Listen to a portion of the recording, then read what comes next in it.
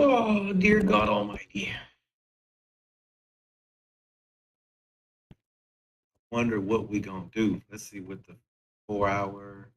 We sitting at kind of bounced off of this 4 hour level that's at 17,330. So if anything, we could probably flush down there if we go to the low side.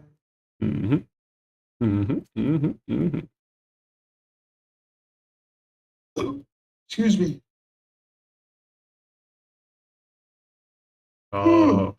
Only certain accounts are resettable.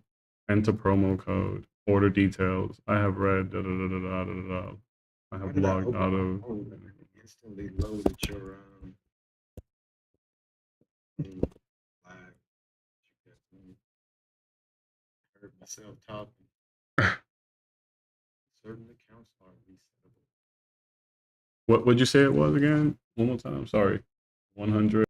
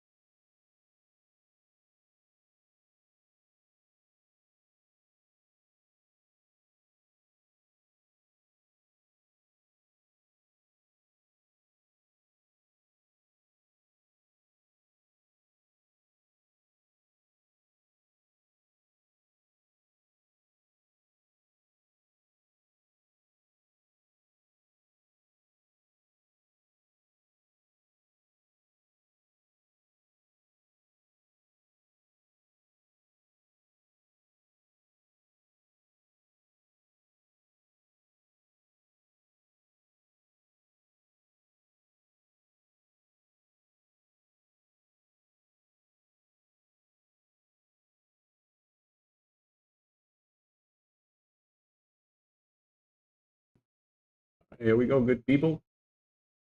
Nuke time in 30 seconds. Bodman said, what will the market do?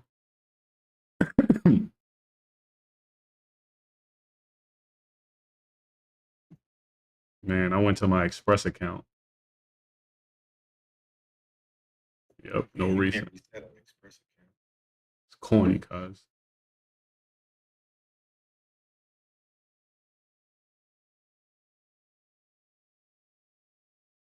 He gonna say, hello, how you doing? That shit gonna shoot up 100 points.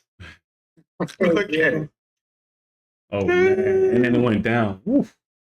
Okay, let's see. It's gonna come down to 17,330. I'm gonna go long. I got 326, 326. Oh, it's right there. Dang it, did I catch it? Oh, I missed it. It literally tapped 330. Yep. 326 is what I'm looking for. What did I tell you it was gonna do, man? It went right to freaking 330 and then stepped up 30. You trying to catch this with M&Qs? Nah, I'm in the sim account. Good Lord. I'm gonna take. I got a demand on the tick chart. I just took 2 of them with my stop at the low.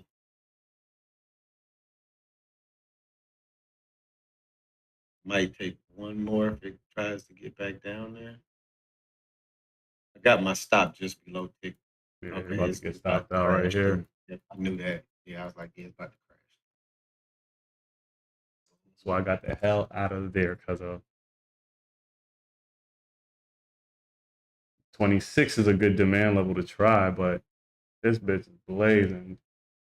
They took back all that work that they just fucking did. I'm in 10 of them right now. That bounce, that was a good bounce. Yeah, so far so good. Trying to see how high we could go. Get out of 5 of them right there. 5. Take these other 5 to break even. Break even. Stopped out break even because it broke back below 30. You gotta hold your coins, cuz I'll hold the coins. So no, sir, I'll be locking it in. Tick chart gone. He just broke 26.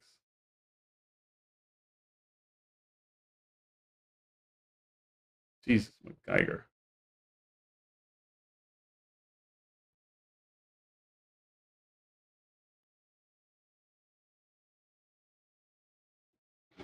14 about to go.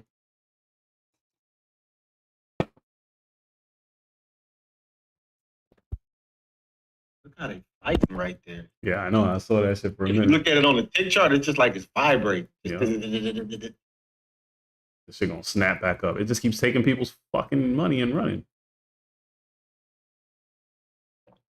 See that bullshit? And watch, I bet you if anybody decide to say fuck it, let me go short, they gonna get their ass handed to them. Back at my 30 level. I'm back long again. Get out of. Get out of. Oh, I didn't get out in time. Oh. Like that, what you call it? Ooh. If this cracks this supply right here, it's gone. We trying to catch the bottom here. Oh yeah, let's go. Give me a little bit more. Give me a little bit more. Here we go.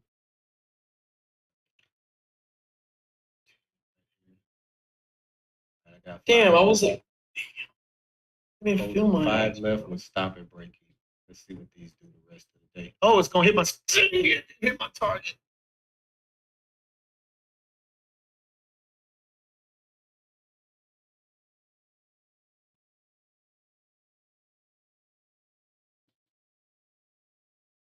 Oh no, don't fucking ball yet. Don't ball yet. Oh shit, we got supply on the tick.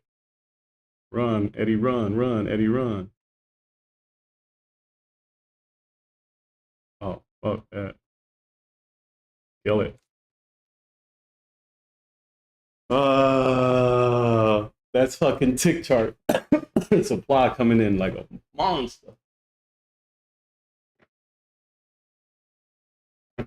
LMD, you out there making noise like you trained a real account.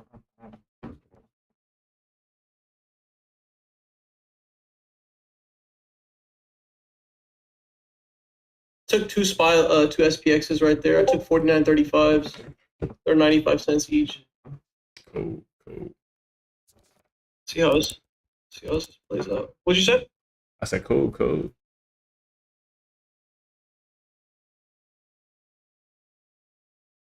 Back in again. I'm gonna get out of half of this position right here. Ooh, nice.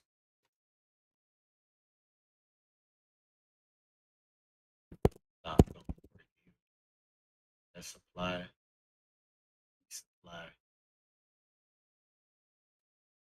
Lock my stop in a little tighter.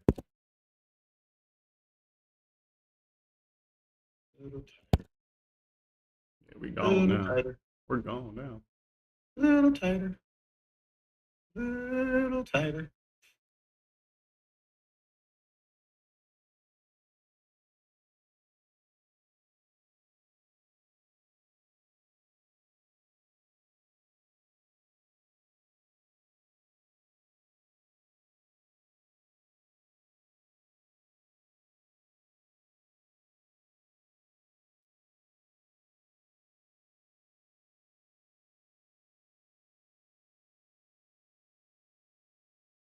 Oh, it filled up that little gap right there.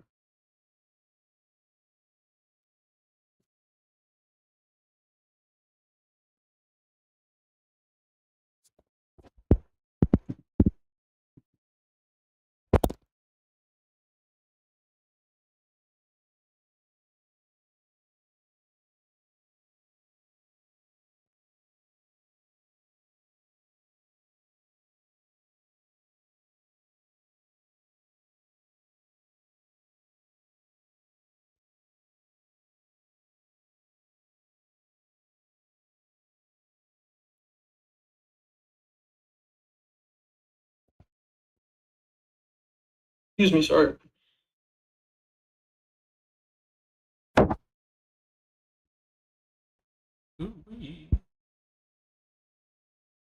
Thing moving crazy. Yeah, they take the motherfuckers out.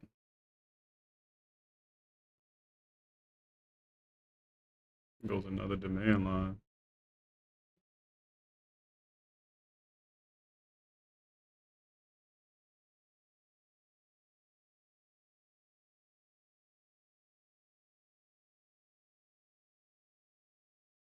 Back down to 330 again for a bounce. Yeah.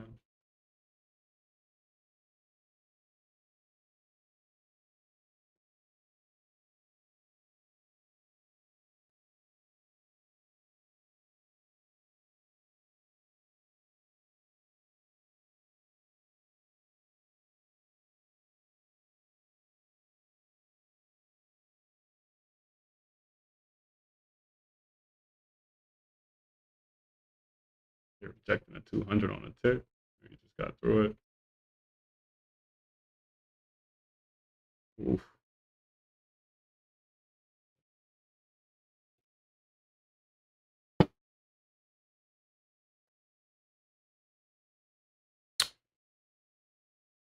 Fucking tick chart supply.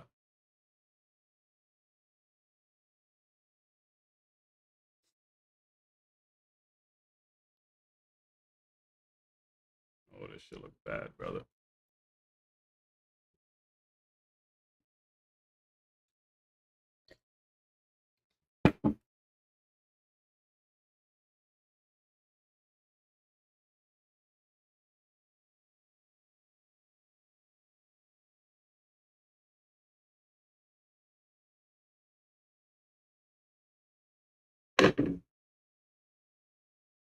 I'm not breaking on my longs, so I'm gonna just hold it out. I only have 2 contracts, so it's like what, like 100 and like $210, I think.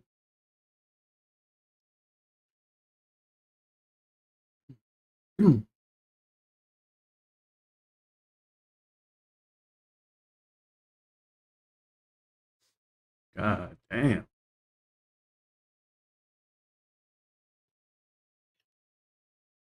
What happened? Shit sucks. Like every time it gives me a little bit of profit, that shit goes right back down so quick. It's about to snap higher right now. Watch it. There it go. What I tell you. Come on. You gotta break 52. Oh, nasty. They put a big supply between 52 and 44. We got demand coming in on the 2-minute, just not fucking straight yet. And tick chart is showing us where the battle is at right now. There it goes again. It goes at 50 fucking level, man. Telling me there's that many fucking orders at 50. God damn it. I could have took $40 like 10 times. What the fuck?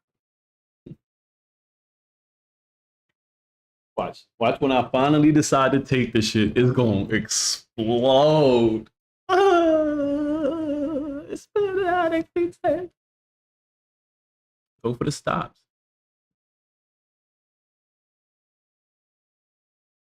Yeah,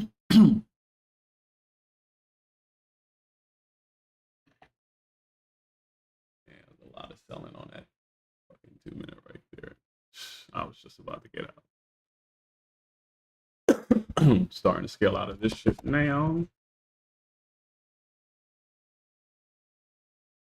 Sold one of my longs just because I just wanted one going into them hitting the podium.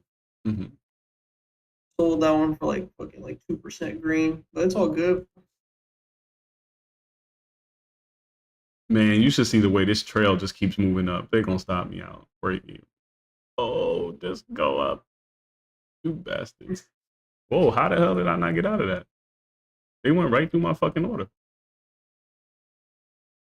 The fuck was that? The market is broken.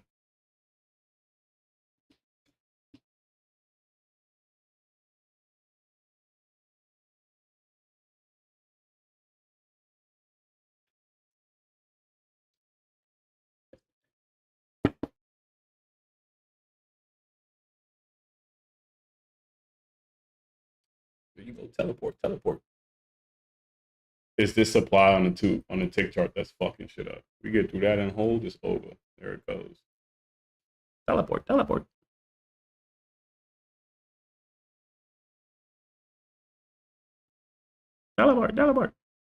No, you bastards. All right. We got one at break even now.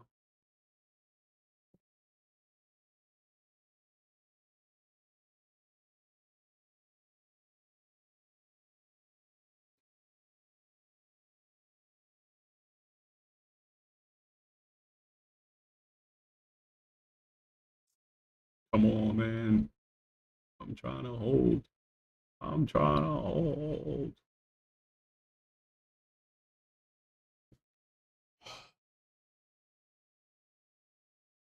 This could be the retest of the 200 moving average, and then we start the bull run. A lot of buyers stepped in at this 2-minute demand that is straight now. See what enemies are above us is that 200. If we could get above that, it's over. I'll take back the full drop. Oof. A nasty rejection right there.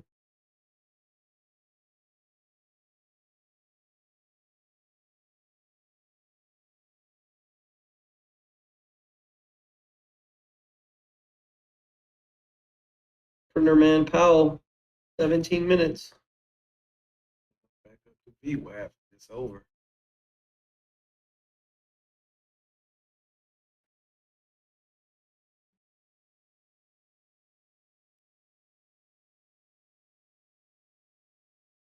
Free trade regardless for me. I want to see us just follow this trend line. Follow the trend. Don't break the trend.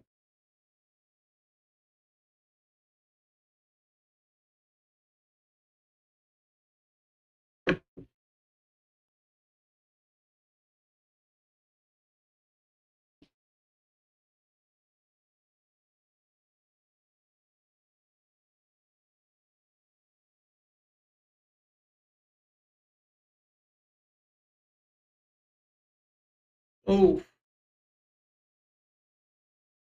that's a nasty drop. VWAP is doing what VWAP do. Damn. They almost tagged me on that one. Make me want to get out right now. Well, y'all take your money back. Hold.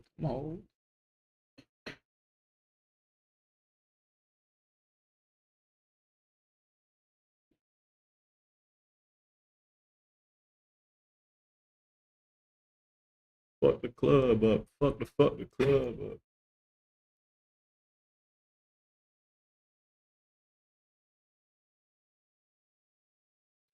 And I'm out. Oh, you got stopped out? Yeah. That shit literally tapped VWAP and trying to come all the way back down. I was up 30 points on this last one. Same. I didn't get out though. I got my stop 3 points above entry. So basically I would make commission. You got to put a 60-point stop right now. The ATR is 29. Up, that gets stopped down. That is crazy. Yeah, that's a big fake. That's All how Apex does not want you to trade.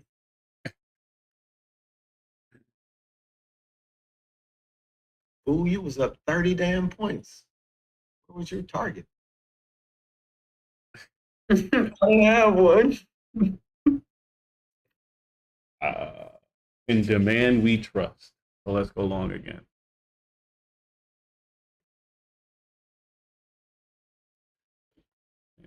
Yeah, I got that. I got that one position that I'm holding right now, so I'm gonna let that one work. See what it can do.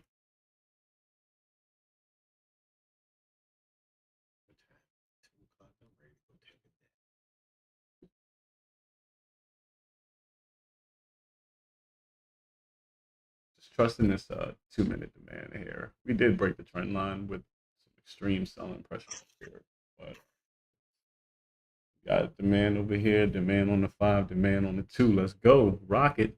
It never stopped me out. I'm still good. I'm back up 17 points now.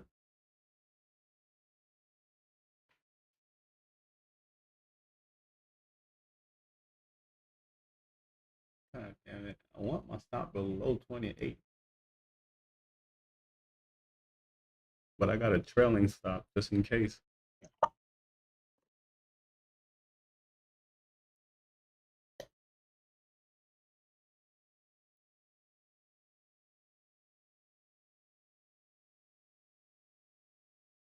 JetBlue doing good today. Boring, boring, boring, boring. There you go. There you go. Golly, somebody's selling up there 50s. Yeah, that's that 50 level again. The bastards. Go ahead and take this little bullshit money and get a better fill. They try. Like that shit. I don't like that at all. Yo, see that? Come on. Hit him with that stop hunt move real quick. Let me get up in there.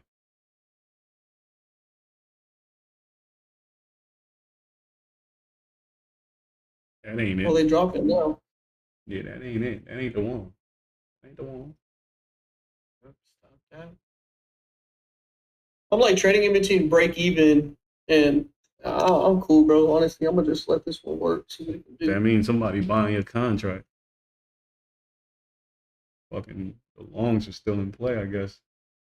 They're like 3 points away from what the highs are at. I mean on SPX. Bro retested that trend line, so they cooked that shit. Bro.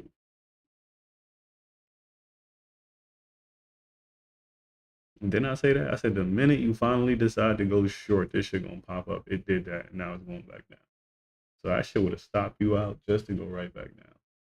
I like this area here. It's the 26 level. Let's go. Let's go.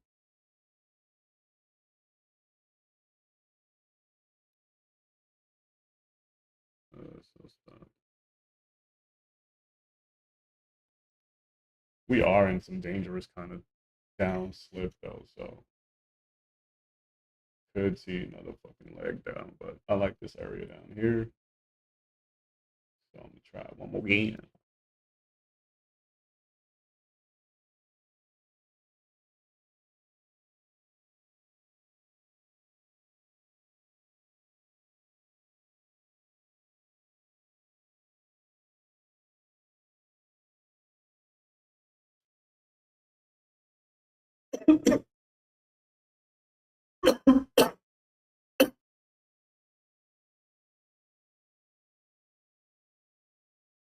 Ooh, man, that's a massive selling imbalance in this 1 hour candle. 20 minutes into this 1 hour, and we got 36,000 sellers versus 7,000 buyers. And they're not really doing no damage. I mean, I guess the damage was already done.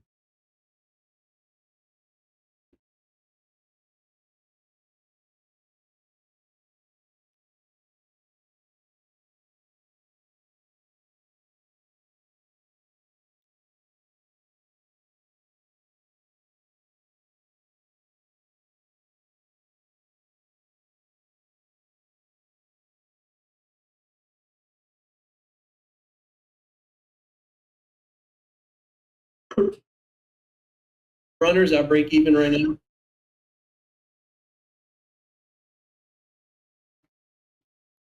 take a quick look at SPY real quick. Yeah, I actually moved down to the 49.35 just because this pullback was so steep. Yeah, everything is kind of fighting the same way. Yeah. Get out of these break even too. Fuck this. I don't like those retests, homie.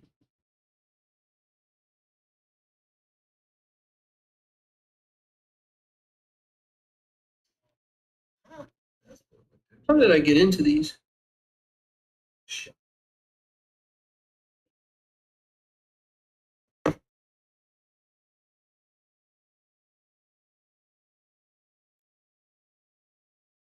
This shit get above 35, we gonna slip right back up to that damn supply. Get out of this though, NQ.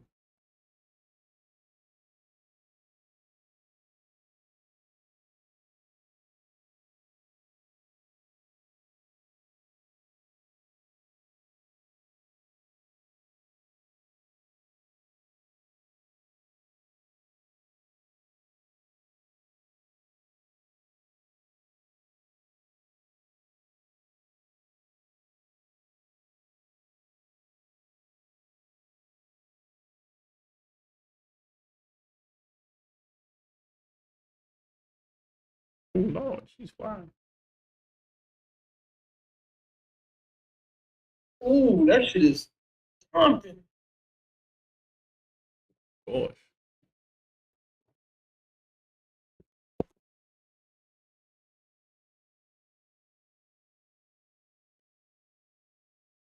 One minute saying oversold.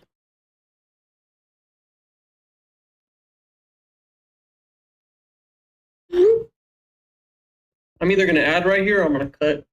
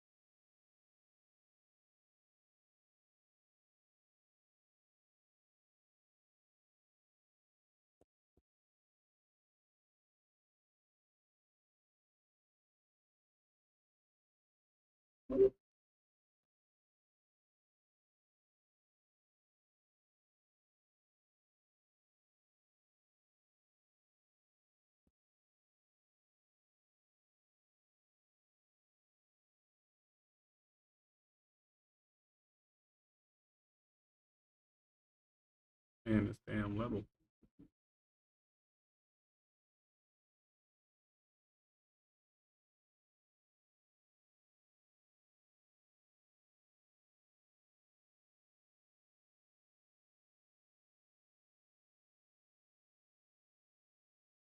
Oh shit. Is he on? Nope. Another fucking supply came in. Damn it. Yeah, I'm gonna start scaling out. Oh my goodness, I can't even push the button fast enough. Bastards. Things moving fast right now, bro. Jeez. All right. Cool. Hey, are you gonna play this, or do you want me to play it? What do you mean? The conference later. Oh, you can play it. It doesn't matter.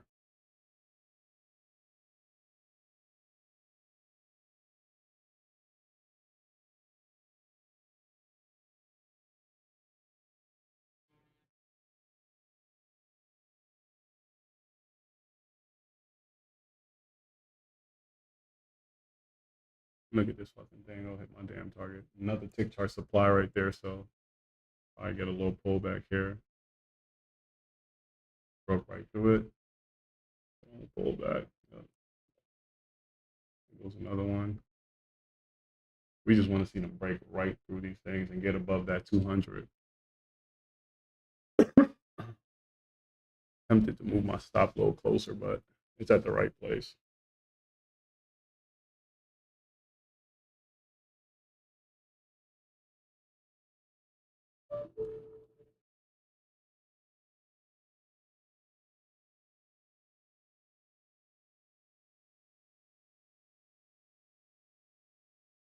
Now, give me that explosion from the 200. Nice little bounce right there. Yeah, I'm in at like 21. I like the 20s, man, but when we get to 50s, it should be a real test because that's what keeps knocking us down. TikTok keeps coming in with supply. It's just about to cause some smoke. Hey, stream your stuff for me, yeah, if you want me to keep track with you. I'm on YouTube. Oh yeah, right, you're right. Yeah.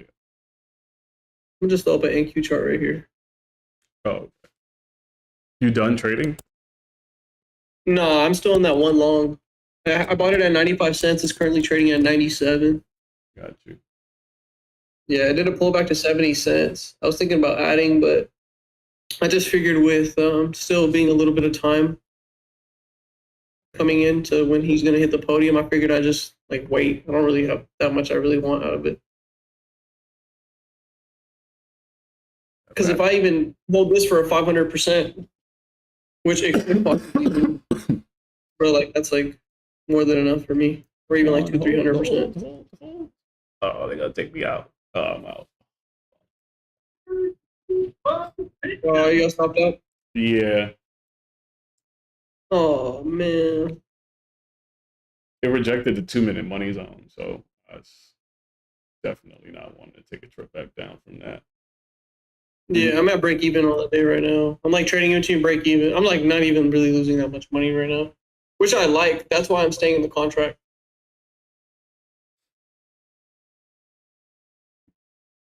We got about 2 more minutes before this guy gets on. Yeah, gang.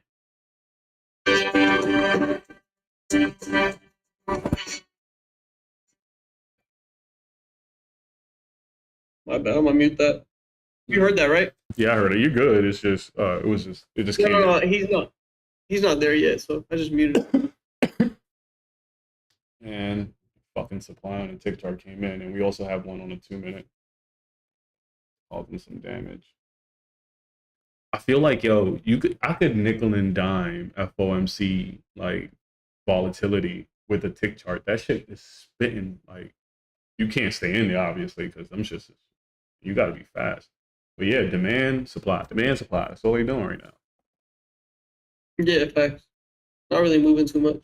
You know, it's pretty balanced after the initial fall. Just kind of took some of it back, came back down, went double bottom, came back up. This is a higher low. This shit, it could go. Yeah, that's what I'm aiming for right now. Shoot. Papa Powell just got to give me the green light. I'll go full port. No, I'm just kidding.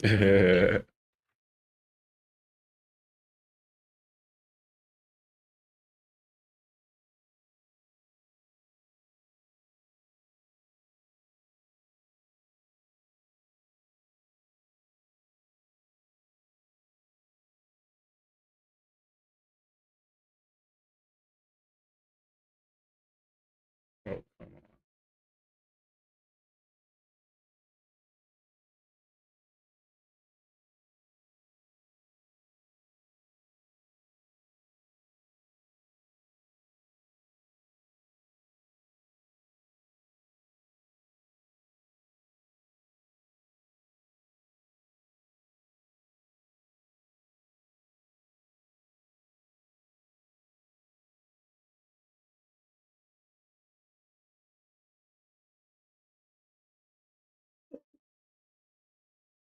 Excuse me.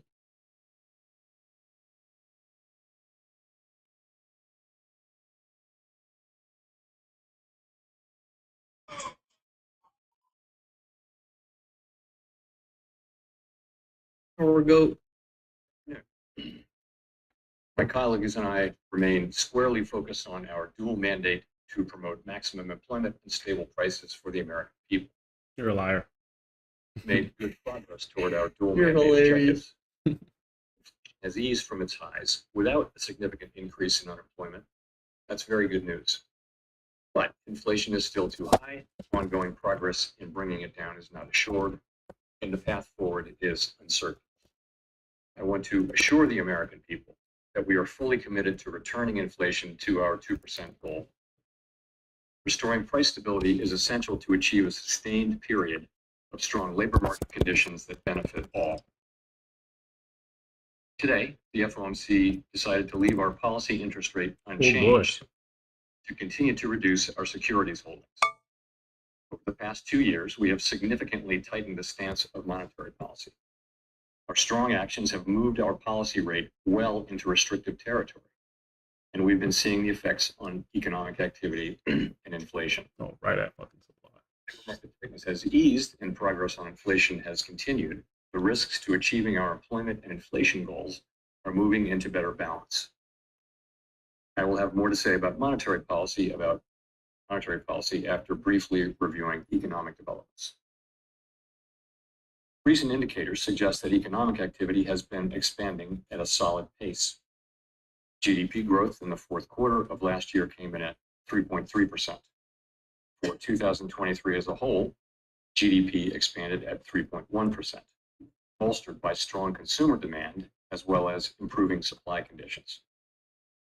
Activity in the housing sector was subdued over the past year, largely reflecting high mortgage rates. High interest rates also appear to have been weighing on business fixed investment. The labor market remains tight, but supply and demand conditions continue to come into better balance. Over the past 3 months, payroll job gains averaged 165,000 jobs per month, a pace that is well below that seen a year ago, but still strong. The unemployment rate remains low at 3.7%. Strong job creation has been accompanied by an increase in the supply of workers. The labor force participation rate has moved up on balance over the past year, particularly for individuals aged 25 to 54 years, and immigration has returned to pre-pandemic levels. Nominal wage growth has been easing and job vacancies have declined. Although the jobs to workers gap has narrowed, labor demand still exceeds the supply of available workers. Amen. Inflation has eased notably over the past year, but remains above our longer run goal of 2%. Total prices rose 2.6% over the 12 months ending in December. Excluding the volatile food and energy categories, core PCE prices rose 2.9%. The lower inflation readings over the second half of last year are welcome, but we will need to see continuing evidence to build confidence that inflation is moving down sustainably toward our goal.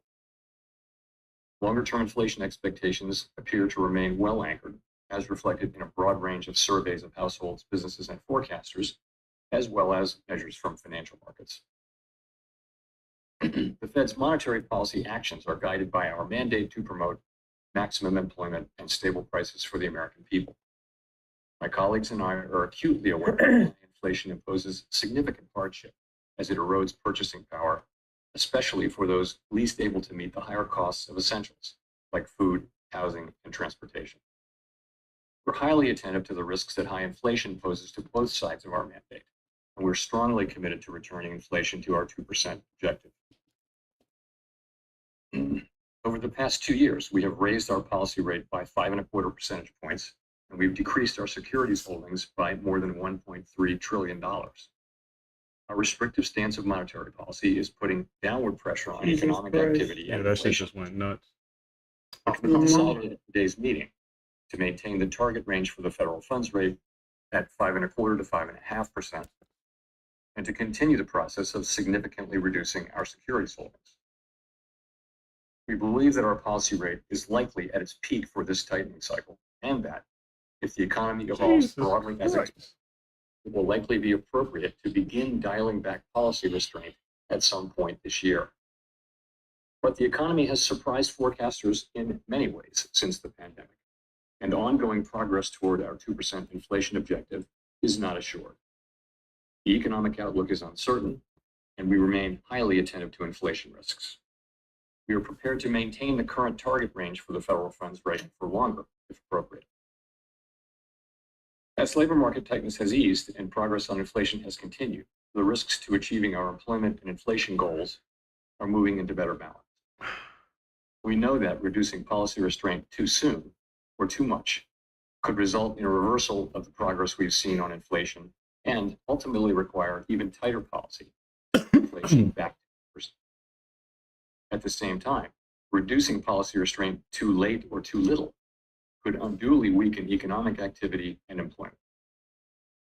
In considering any adjustments to the target range for the federal funds rate, the committee will carefully assess the incoming data, the evolving outlook, and the balance of risks. The committee does not expect that it will be appropriate to reduce the target range until it has gained Yeah, greater that shit about to confidence drop. inflation is moving sustainably toward 2%. You said what? We will continue We just Make went our below decision. the 200 on the tick chart, so shit can start and dropping committed hard. to bring inflation back down to our net level, to keeping longer term inflation expectations well anchored. Restoring price stability is essential to set the stage for achieving maximum employment and stable prices over the longer run. To conclude, we understand that our actions affect communities, families, and businesses across the country everything we do is in service to our public mission. We at the Fed will do everything we can to achieve our maximum employment and price stability goals. Thank you. I look forward to your questions. Don't say nothing stupid, people. Oh, fucking A. Thanks for taking our questions. Obviously, in the statement and just in your remarks there, you note that you don't want to cut interest rates without greater confidence that inflation is coming down. That should go. What do you need to see at this point to gain that confidence? And as you make those decisions, how are you weighing recent strong growth in consumer spending data against the sort of solid inflation progress you've been seeing? Sorry, say the last part again. How are you weighing the growth data and consumption data, which have been surprisingly strong, against inflation data? Okay.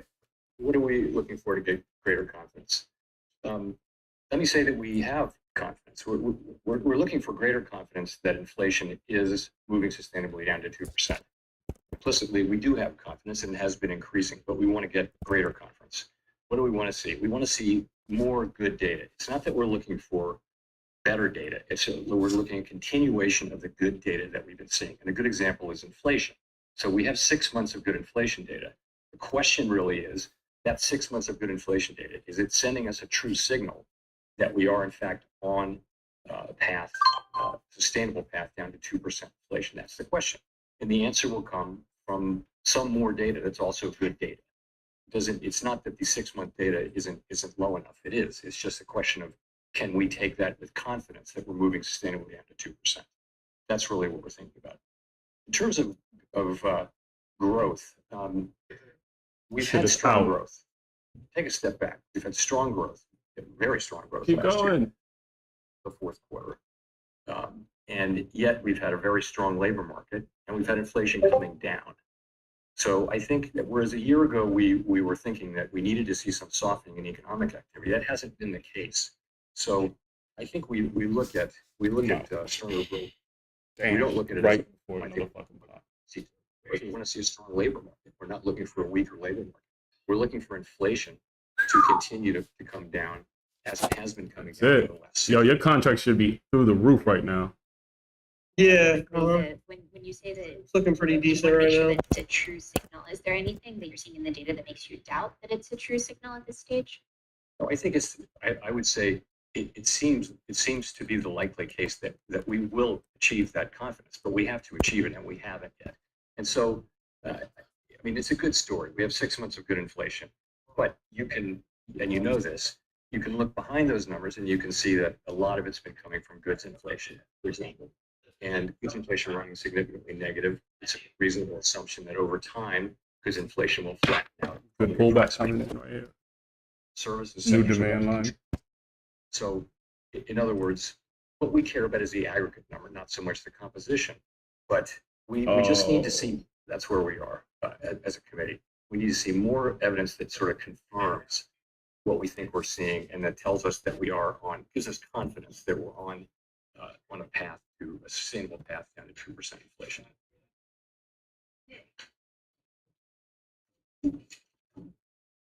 Nick Timmeros of the Wall Street Journal. Well, it seems to me you raised rates rapidly over the last 2 years for two reasons. One, with the risk of a wage price spiral. Two, the risk of inflation expectations becoming unanchored. This morning's ECI report for the fourth quarter shows private sector payroll growth running at a sub 4% pace. Inflation expectations are very close to where they were before the inflation emergency of the last 2 years. And given that you appear to have substantially cut off these two tail risks, and that you've changed the current They just broke. rates about 5%. Are you really going to learn more waiting 6 weeks versus 3 months from now that you have avoided those two risks? So, as you know, almost every participant on the committee does believe that it will be appropriate to reduce rates. And partly for the reasons that you say, we feel that inflation is coming down. Growth has been strong, the labor market is strong. What we're trying to do is identify a place where we're really confident about inflation getting back down 2% so that we can then begin the process of dialing back the restrictive level.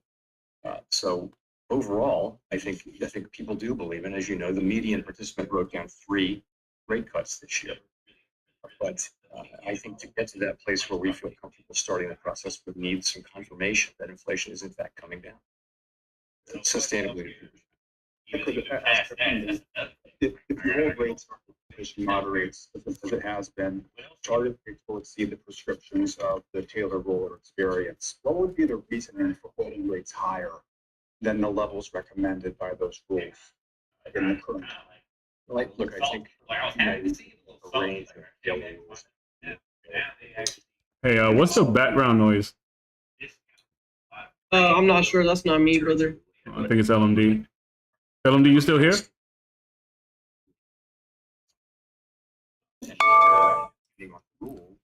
It will tell you This shit is going through the roof, bro. Yeah, bro. In theory, of course, real rates go up if holding all else equal as inflation comes down. But that doesn't mean we can mechanically adjust policy of real rates or inflation comes down.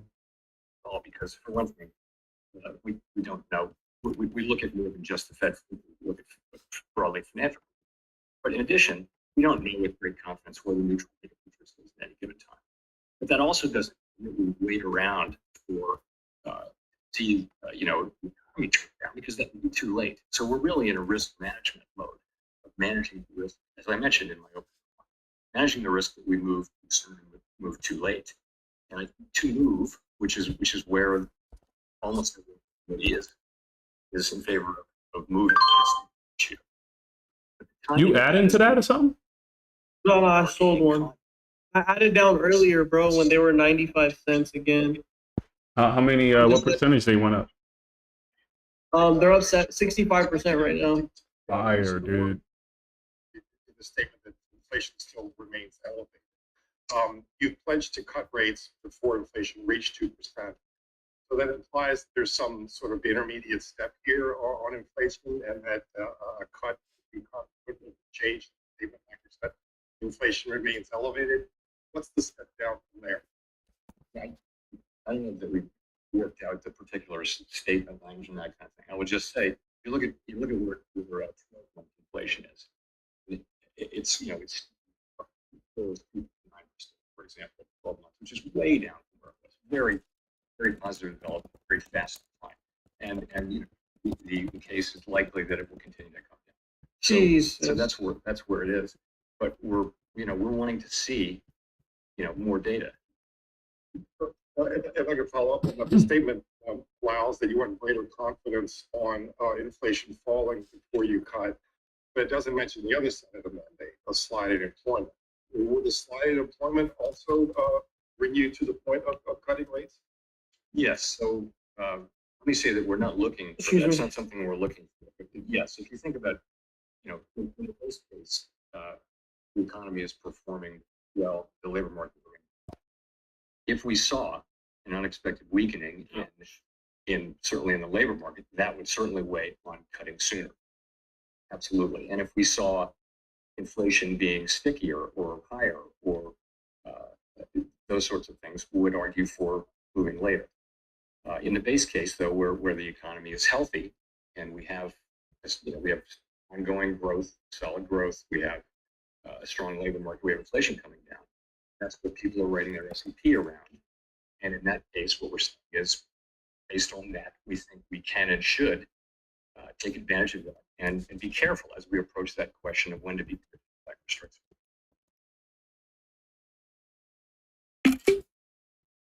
Claire Jones, Financial Times. Just to circle back to the greater confidence aspect of the statement. Just to circle back. There's been a lot of unanimity in recent meetings. I'm just wondering, going forward, when it comes to all needing greater confidence, is the unanimity, or at least consensus among FOMC members, about what the threshold for that greater confidence is?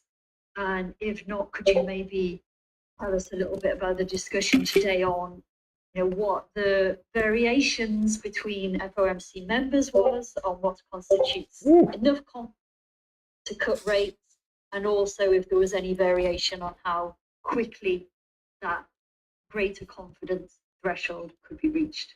Thank So you. we're not really at that stage. You know, there was no proposal to cut rates. Some people did, you know, talk about their view of the rate path. I would point you to the SEP as you know, as good evidence of where people are, although it is one cycle later. So, you know, we're not at a place of really working out those kinds of details because we weren't actively considering, you know, a moving the federal funds rate down. I will say there is a wide disparity, a healthy disparity of views, and you see that in public statements, in the minutes, and the transcripts when they're released every 5 years. So we do have a healthy set of differences, and I think that's actually essential for making good policy. We're also able to reach agreement generally because we listen to each other, we compromise, and even though not everybody loves what we do, they're able to, for the most part, able to join in. To me, that's a well-functioning public institution.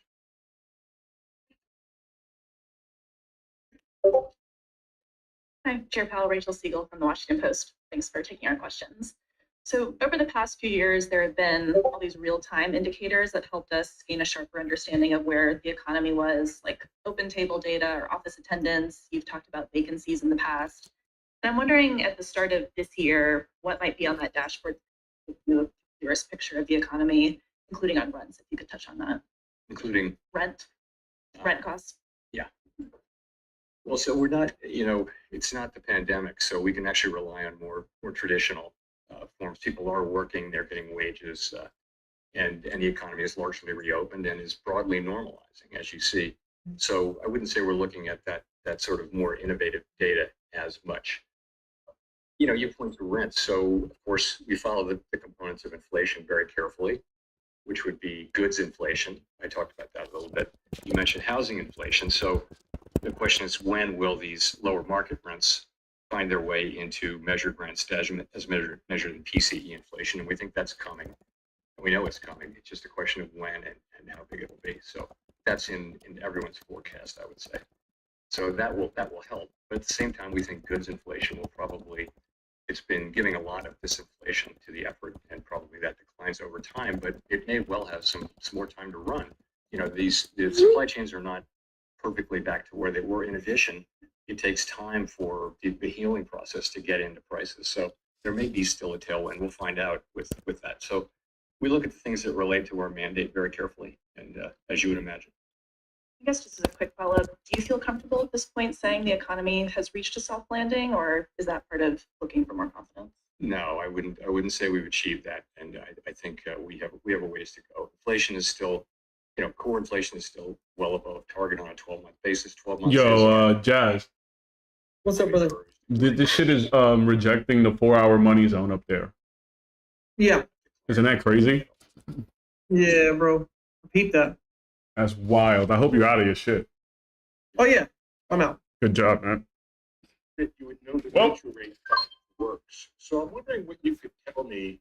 How do you believe the neutral rate is working? Let's see. We get another bounce here. We're still in the daily money zone. Is the economy 4-hour money zone is this red area here. We have a couple of 4-hour levels up there. But shit should be over. So I think you do see in the interest sensitive parts of the economy, you do see, for example, housing, you see the effects, you do. Your second question though, really, I think is important. And that is, a lot of this has come through, a lot of the disinflationary process has come through the healing of supply chains and also of the labor market.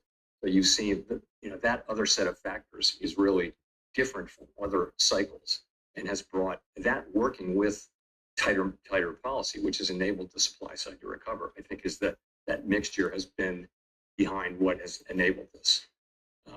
So no, we really do think that we're having an effect broadly across the economy. I would point to the interest sensitive parts of the economy as well as spending generally.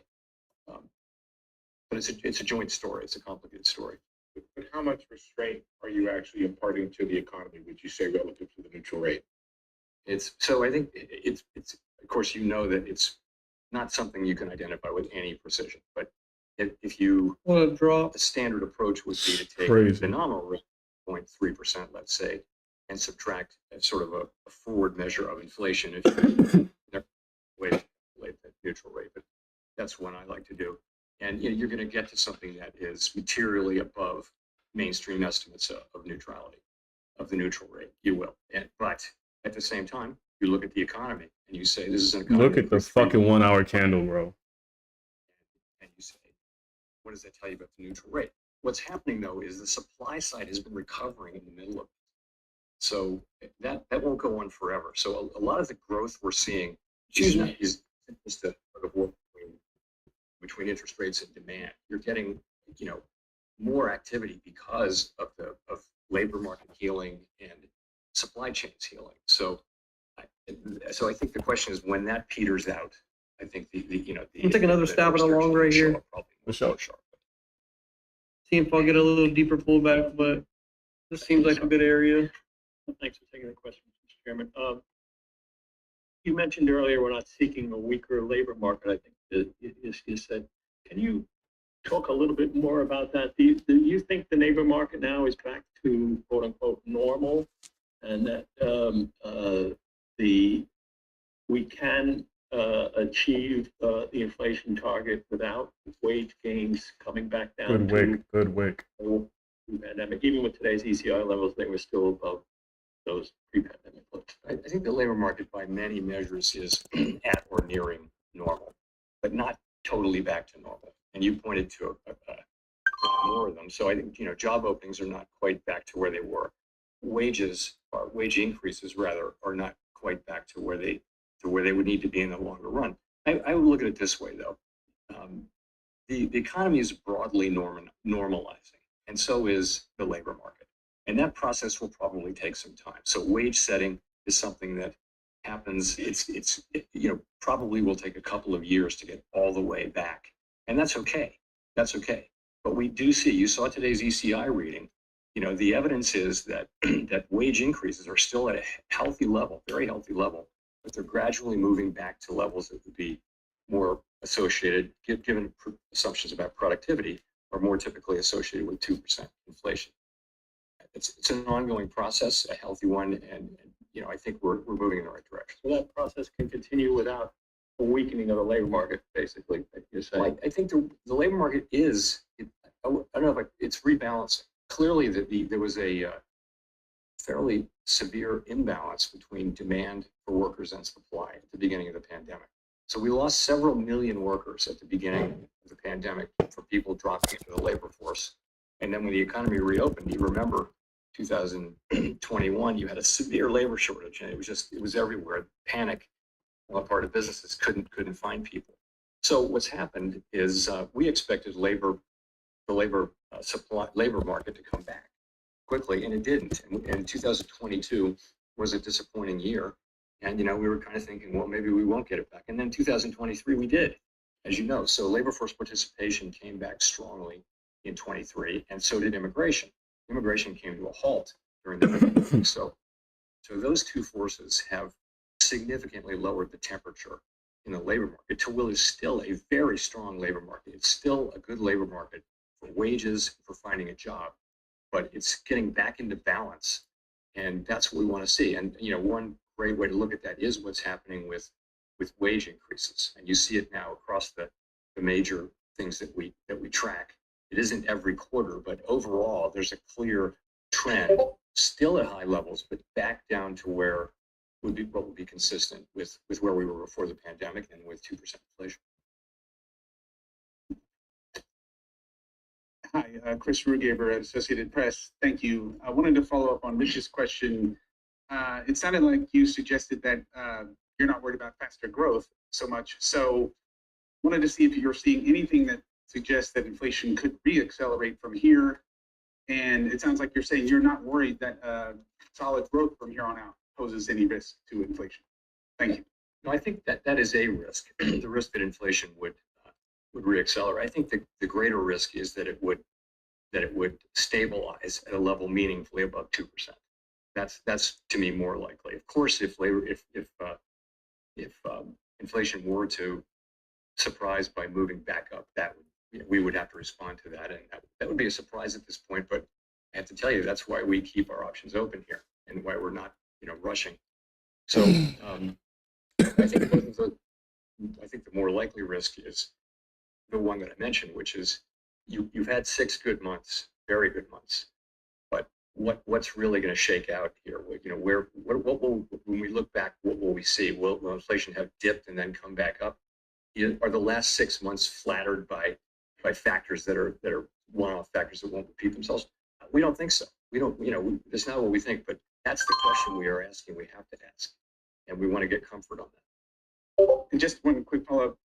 Governor Waller had mentioned the revisions that are coming on February 9th for the CPI data. Is that something you're watching as well? And if we see those revisions fairly minor, is that going to give you more confidence where things are going? We'll just have to see. We'll look at those. Last year was a surprise.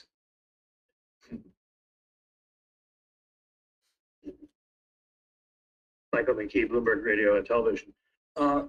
If you don't want to use the term soft landing, would you say at least that from your point of view now, the other scenario of a hard landing caused by the Fed is off the table, or the risks have diminished very much?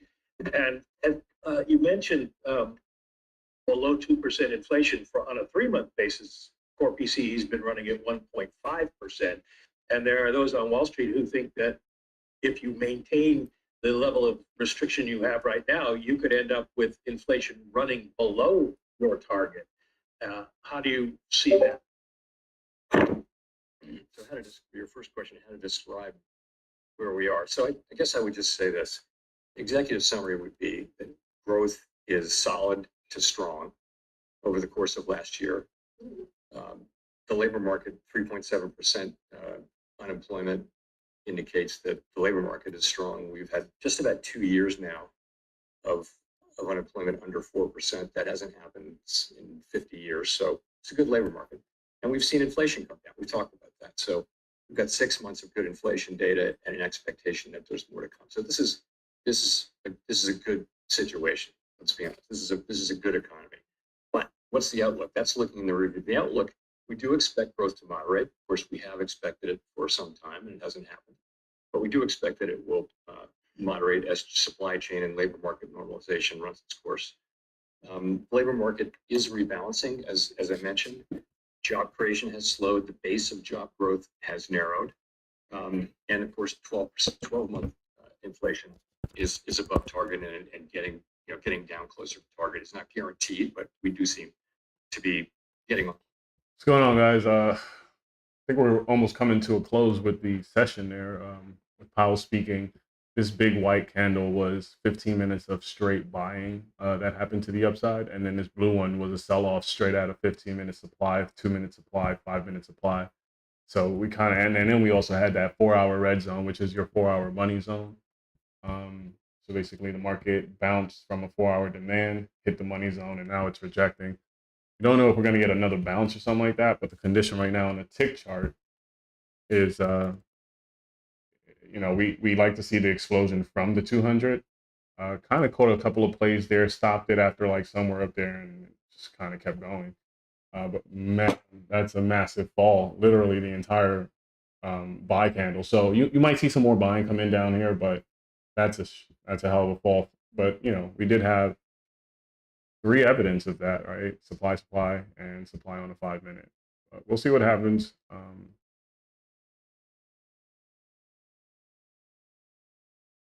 We'll see what happens. But right now the condition underneath the 200 on the tick chart is causing the explosion to the downside, and I'm not participating in it, but it's interesting to see this thing play out over and over and over and over and over like that.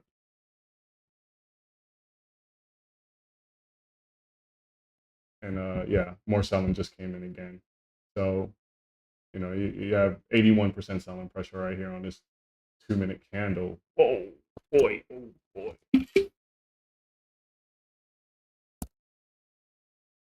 Man, they just crushed the market, bro. The whole move. Data dependent. Yeah, So we're gonna be market's looking at this tanking. meeting by meeting. Based on the meeting today, I would tell you that I think it's likely that the committee will reach a level of confidence by the time of the March meeting to identify March as the time to do that. But that's to be seen. So I wouldn't call it, when you ask me about in the near term, I'm hearing that as March. I would say, I don't think that's probably not the most likely case or what we would call the base case. Then your second question is is this the start of when we see a God, cut, is it the me, bro. spike, or could it just be one? that's going to depend on the Yeah, data. this is crazy. The whole dude. thing is this is going to depend on the data. We're going to be looking at the economic data. as There's it affects nothing the- that this dude said just now that makes sense for the market to me. They hitting levels. March meeting. Yeah, this is crazy, gang. It's really going to depend on how the economy goes. We talked about there are risks that would cause us to go slower. For example, stronger inflation, more persistent inflation. There are risks that would cause us to, or if they happened, that would cause us to go faster and sooner, and that would be a weakening of the labor market, or for that matter, very, very persuasive lower inflation. Those are the kinds of things. So we're just going to be reacting to the data. That's really the only way we can do this.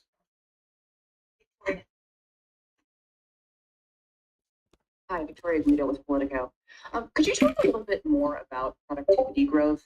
You've mentioned multiple times about, the level of wage growth that's consistent with 2% inflation. We've obviously, you were talking about Silly PCI this month, in which it's cooled a little bit, but still sort of above what you wanted to see. Growth has been very strong. How much of those numbers do you attribute to productivity? And do you see that productivity as sort of just temporary because of the factors, the labor and supply chain factors you were talking about, or do you think that productivity growth will Damn, fade? she breaking 283.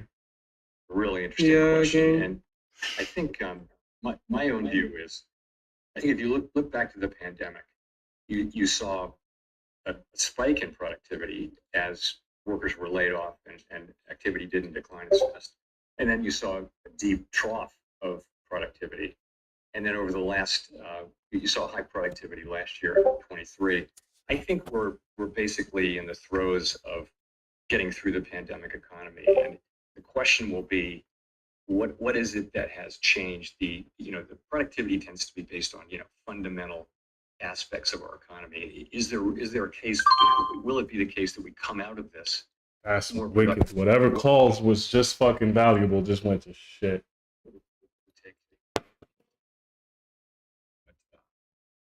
My guess is It's over. that we may be back where we were because I don't necessarily see gang. work from home doesn't seem like it's a big productivity increase, or AI, artificial intelligence, generative may be, but probably not in the short run, probably maybe in the longer run.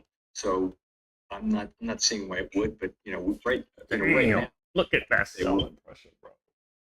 falls out of the broader forces that are driving people in and out of the labor force and activity returning and supply chains getting fixed.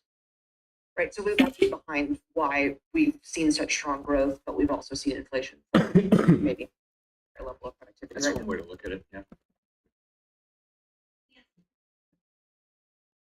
You said, yeah, that's one way to look at Hi, it. Chair Powell, Nancy Marshall Genser with Marketplace. I want to ask a little bit more about housing.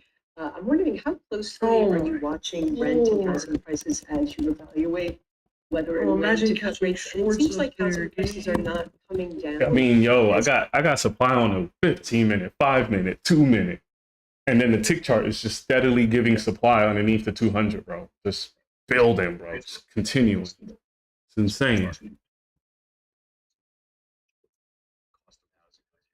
Those are very important things for people's lives, but they're not. Those are not the things we're targeting. We're also well aware that when we cut rates at the beginning of the pandemic, for example, the housing industry was helped more than any other industry. And when we raise rates, the housing industry can be hurt because it's a very interest-sensitive sector.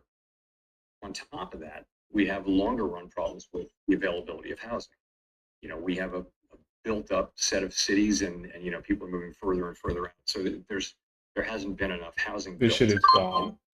Not things that we have any tools to address. Jesus But Christ. where it comes into play very specifically in our work is inflation, which is a combination. It's really rental inflation. You're taking owner's equivalent rent and then actual rent. paid Oh, by this shit tenants is and off the charts. that through the CPI. Yeah, bro, shit's dying, bro. calculation or the PCE calculation, the one we look at. And what that's telling you is that market rents are increasing at a much lower rate or even being flat, and that will show up in inflation over time. It has to. As long as Jay Powell, shut the fuck up. You're stupid, bro. JP, shut up. My response is what I started with, which is that our job, the job Congress has given us, is price stability and maximum employment. Oh my God. Is absolutely essential. Just stop talking. Most important, mostly for people at the lower end of the income spectrum who are living at the edges. Ooh, nice bounce. Is that gonna be another move to the upside? Remember that day they literally did this, bro? They went down and wicked back up. Yeah, I mean, that's 4-hour demand right there. I think we broke my 4-hour. Right, yeah. Yeah, no. That's a new 4-hour that I just drew, I think. Basically where we bounced from earlier today. Yeah, we broke it. Courtney Brown from Axios. Can you give us some Short insight the into whether pops. the possibility of slowing balance sheet runoff in the months ahead? There goes demand on the 2-minute coming in too, bro. With a white candle, a lot of buyers bought that. I would start by saying that the balance sheet runoff so far has gone very well. And as the process has continued, we're getting to that time where questions are beginning to come into greater focus about the pace of runoff and all that. So at this meeting, we did have some discussion of the balance sheet, and we're planning to begin in-depth discussions of balance sheet issues at our next meeting in March. So those questions are all coming into scope now, and we're focusing on them. But we're at the beginning of that process, I would say. Quick follow-up. Is it the case that the Fed would decide to lower rates and make adjustments to the balance I sheet still don't runoff trust in it, tandem? man. What's up, bro? Yes, we do. I don't trust the bounce. There's only 15,000 buyers that came in on that bounce. Still 30,000 sellers in this entire 1 hour. And it's only 9 minutes in, bro. That's a major imbalance right there. Let's see if they fucking, I mean, the sellers flipped the buyers the last hour in like the last 15 minutes. So who knows? See the balance sheet runoff continue.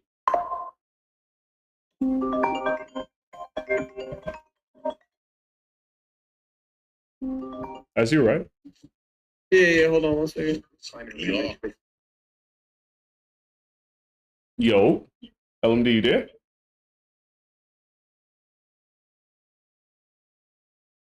Look at that. That's what I like to see. This thing might run right back up.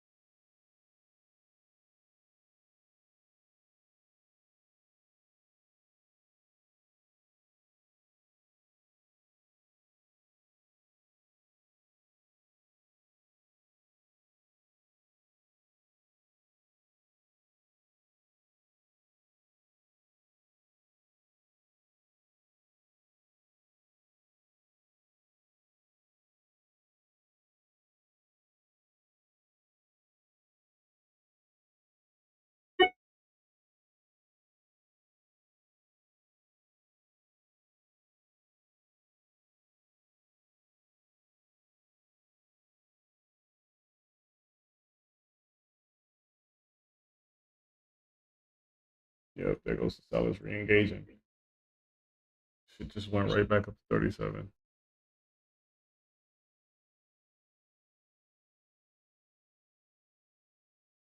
It came right back in.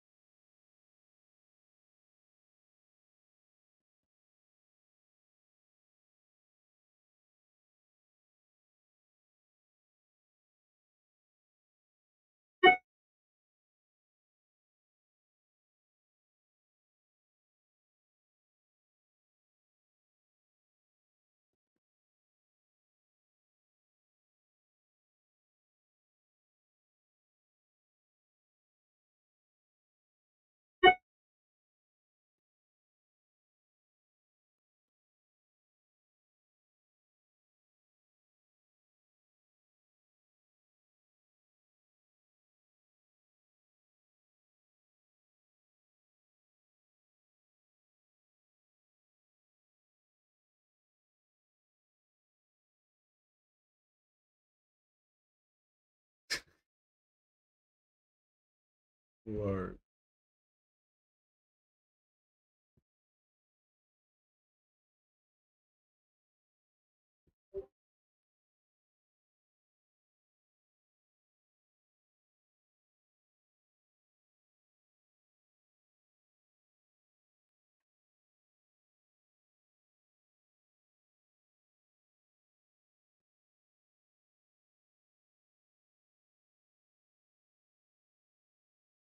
Look at that.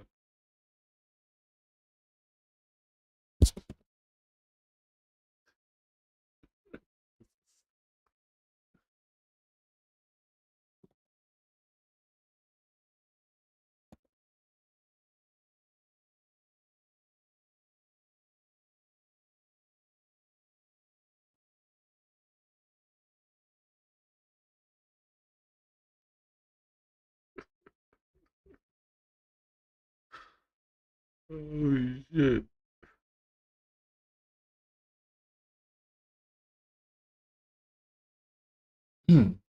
Yep. I like this. Demand is coming in down there.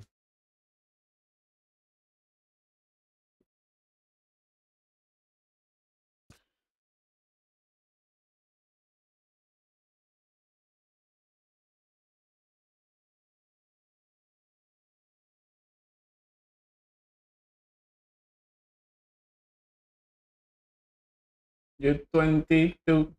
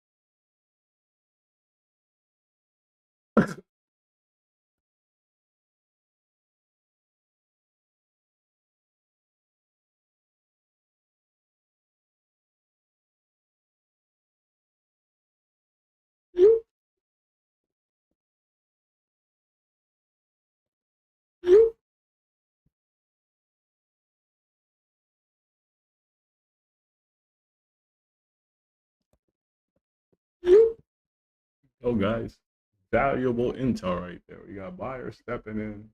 Don't know if it's gonna, continue to bounce, but this is a pretty sick fight that they're having. Had opportunities to jump in at these demand levels, but the 2 minutes showed you that we had a demand level down there. Oh, here she goes above the 200. It's a cheat.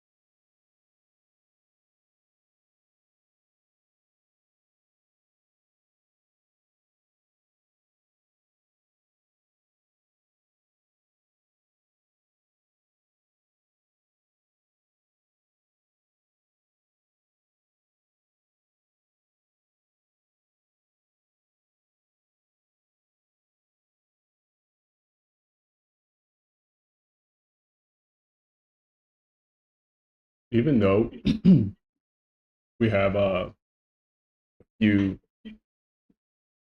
buyers coming in down there, the selling pressure is still sort of climbing. There goes the buyers stepping in. And then sellers come right back as soon as they hit that level up there, right? Now it's at 40. Oof.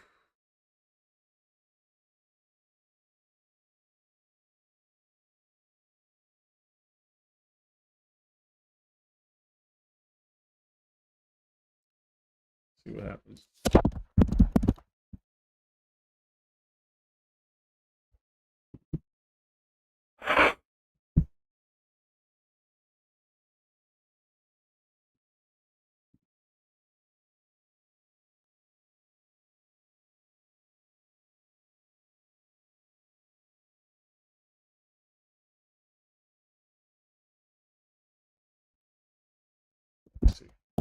Some buyers just stepped in 47. Sorry, sellers. Let's see if buyers come back in again, but we need that thing to be above 30 for it to really start getting some juice.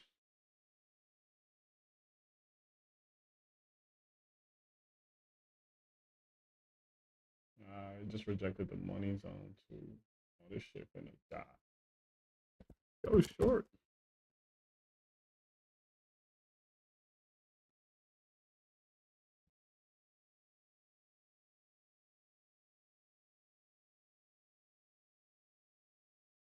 I'm only gonna do one because fucking buyers come back in. They gonna crush me, cuz. What?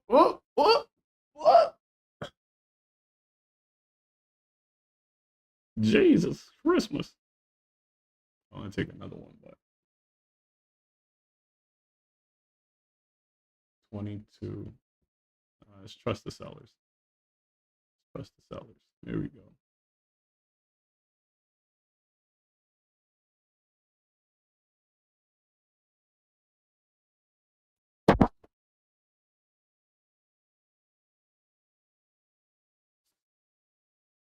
We need this shit to hit like 70,000. I'll be back.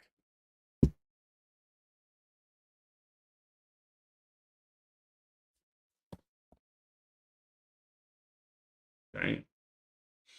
Flying, boy.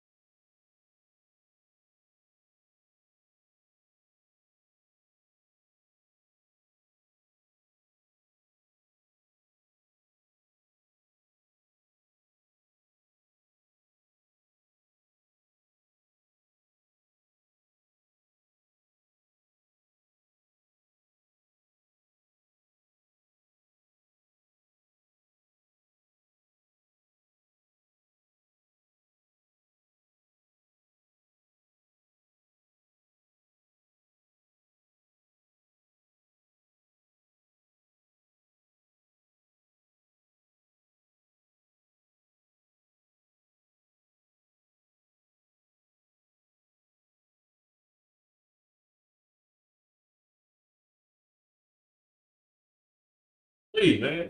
More buyers came in? Yep. Shit, I still got a runner in there. See? Should have went with the code. Supply right there. 30,000. Damn, they 50-50 in this motherfucker.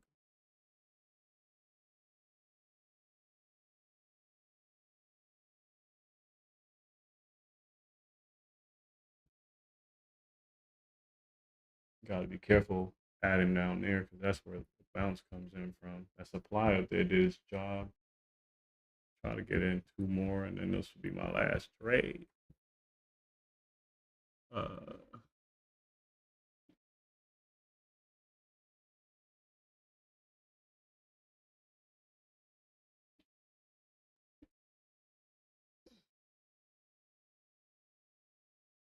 Yeah, this thing's fucking ripping.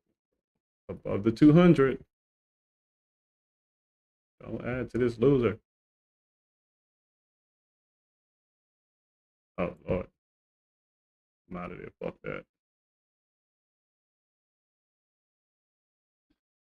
Man, look at the buyers take over.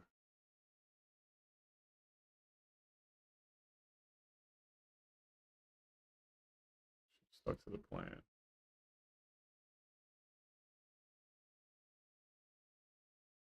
See if we get another bull run from this kind of condition here. I'm gonna wait. Break up above that and hold. It could just go.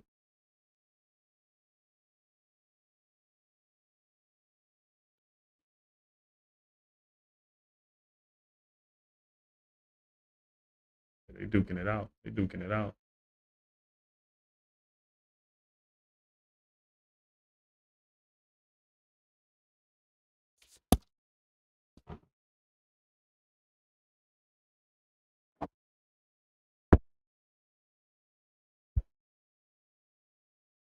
Should have got out of this demand. Use the bathroom though.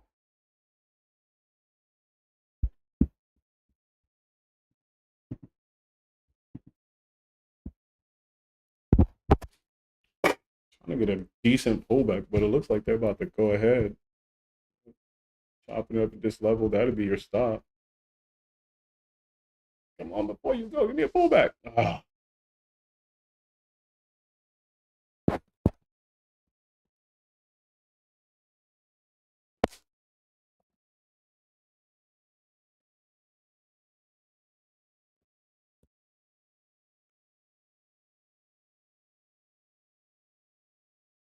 Look at the buying right there on the 1 hour, 41 versus 35. So it's like a 50-50, but we're going up. Yeah, I think look at how many fucking people stepping in. White candles right here told me that buyers like that level.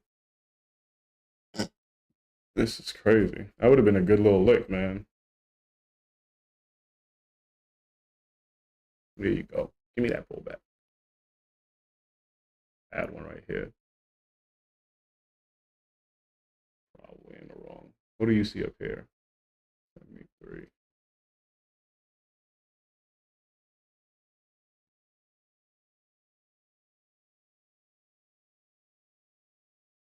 Oh Lord. Where the fuck these sellers come from? They want more smoke or are we going back up?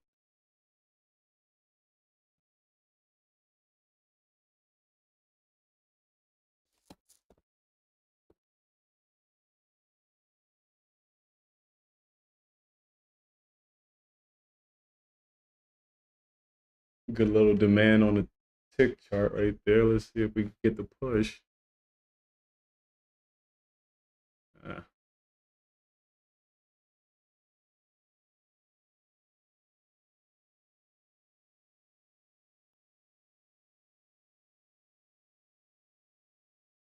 Yeah, another fucking pullback.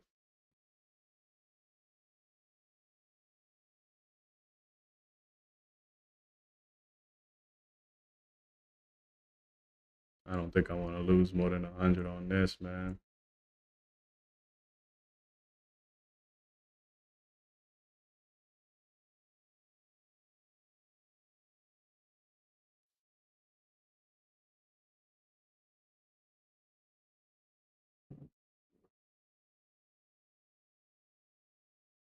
I don't think I really want them to go below that 200 either.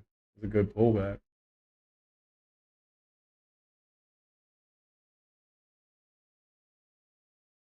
Ah, buy volume is not.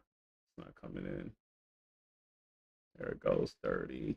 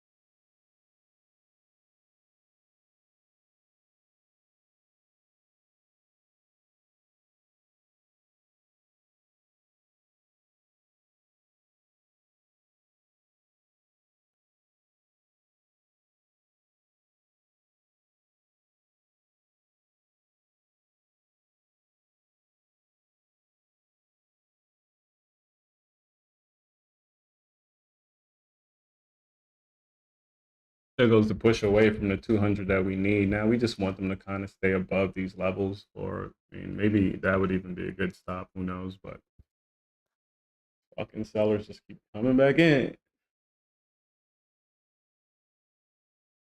Ooh, that's a big one. 41. That just changed the trajectory. It's 50-50 now. Can we get another one?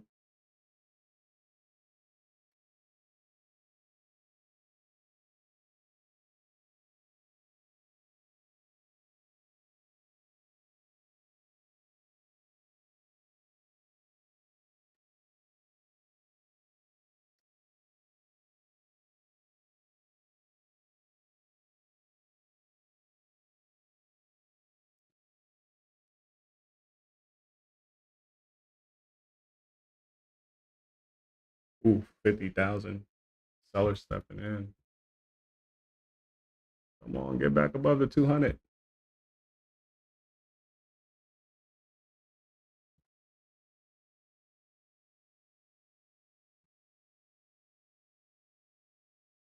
Baby girl looking weak.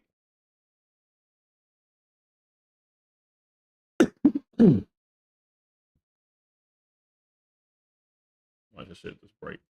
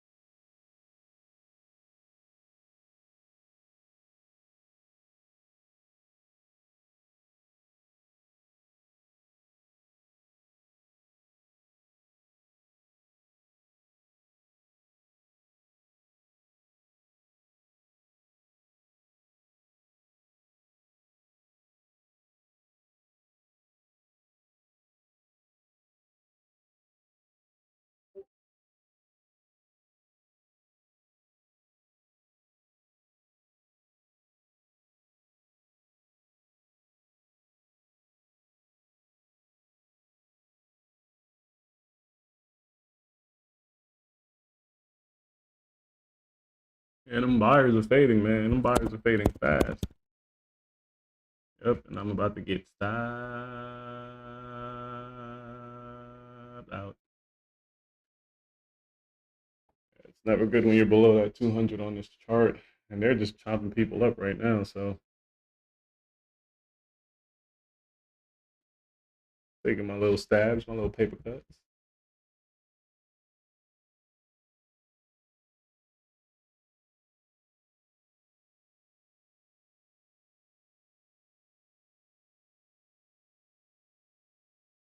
I'm gonna wait for maybe one more stop hunt move. Matter of fact,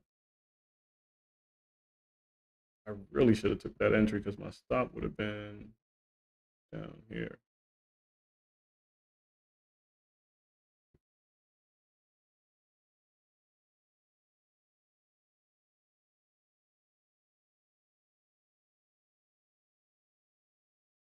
Man, them sellers are deep, bro.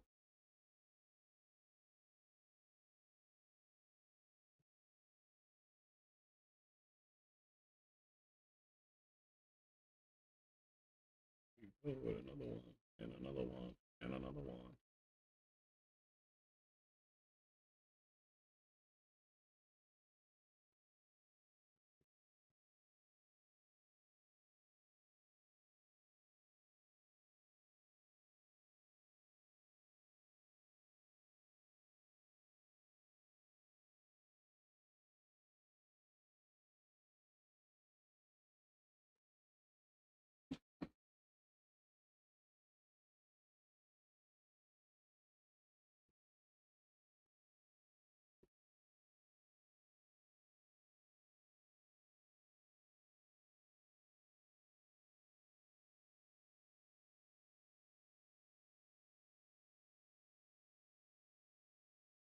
Give it a shot.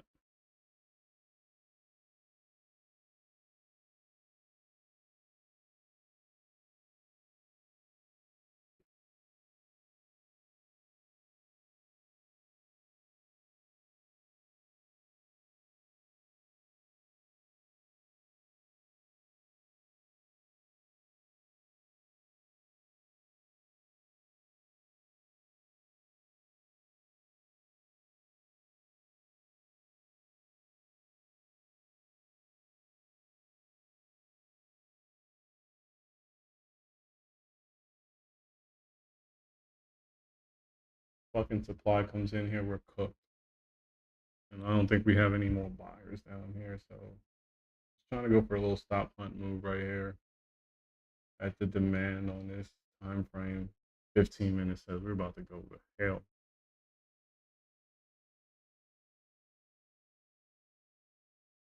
Oh, yeah. Yep.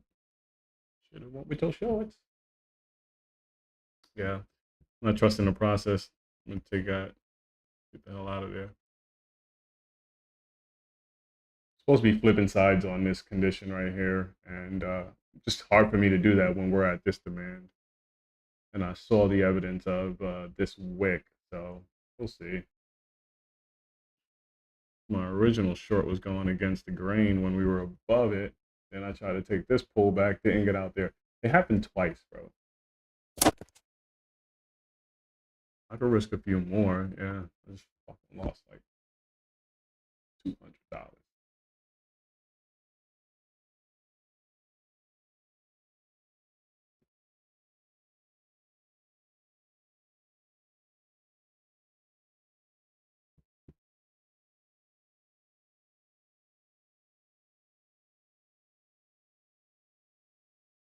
Oh Lord, watch it just break without me. Yeah, it's sell season right now. They're gonna break the lows. I might add into this one. I'm with the gang. I'm with the gang.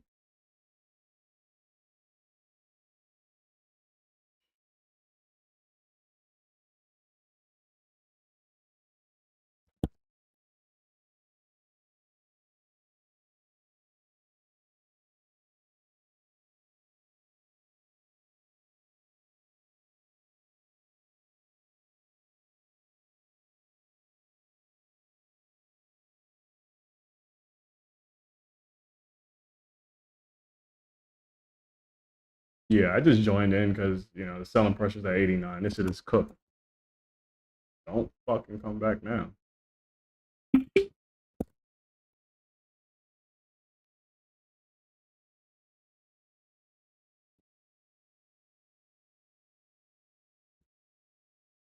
Oh, where the fuck did that come from?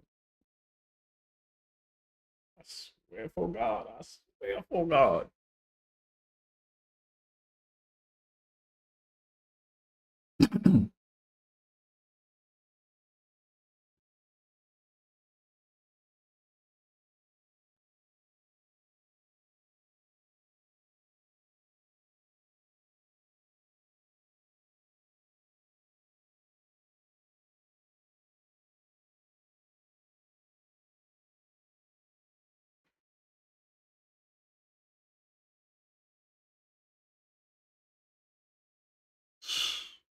Might have to just jump the fuck out of this one. Look at that bullshit.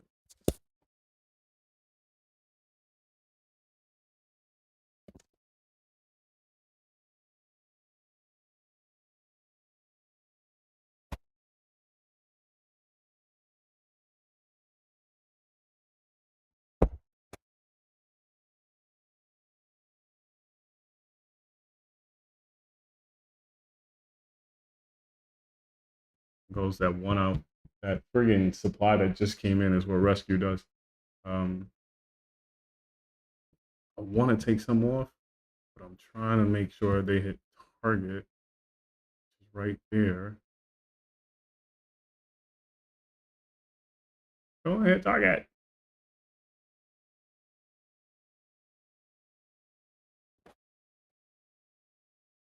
Oh, come on.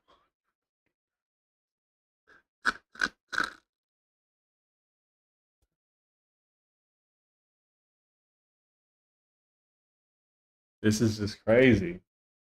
That's that double bottom shit.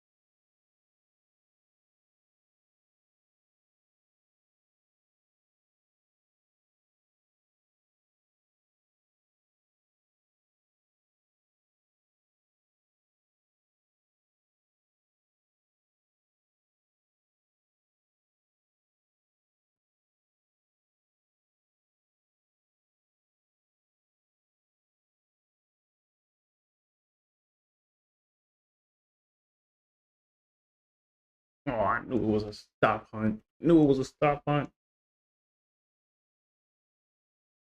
Wild, bro.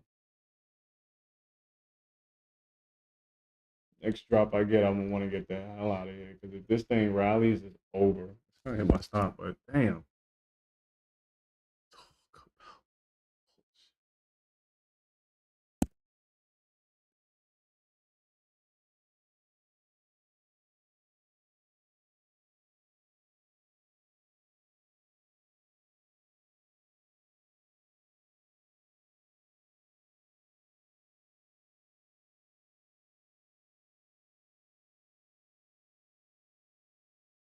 Oh my god, 7% pop.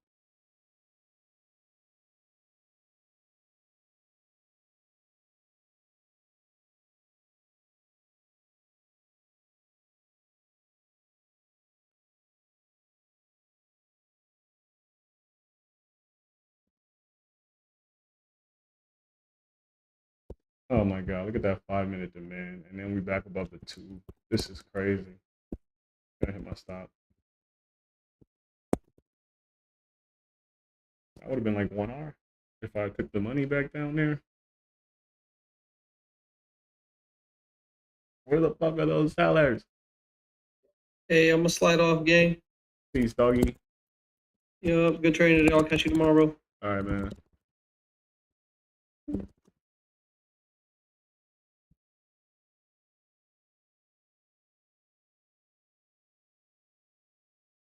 Shit, almost hit my stop. Let's see if they catch a bounce. They break above this and hold, or they create that little condition. I'm done for. A lot more. Get out of there.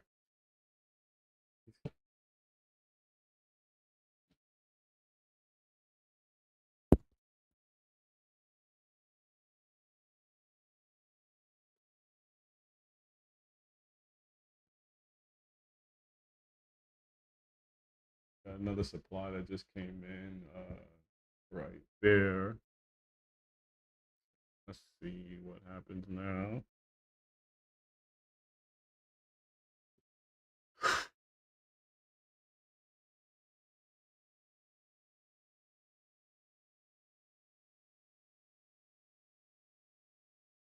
At 50, I want to be out of this trade. So, meaning like at 350, might just have to make a manual decision soon. That 350 candle could like wreck the hell out of this play. Come on. See.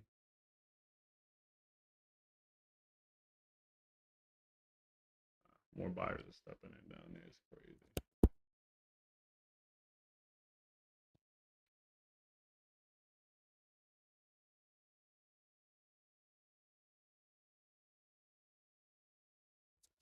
Good rejection there.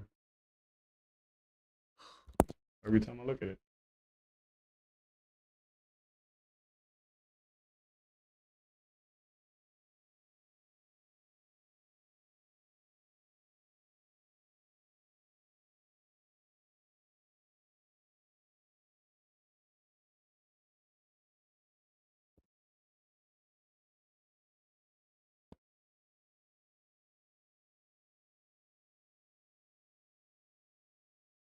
Wow, look at where the fuck did that come from? Wow.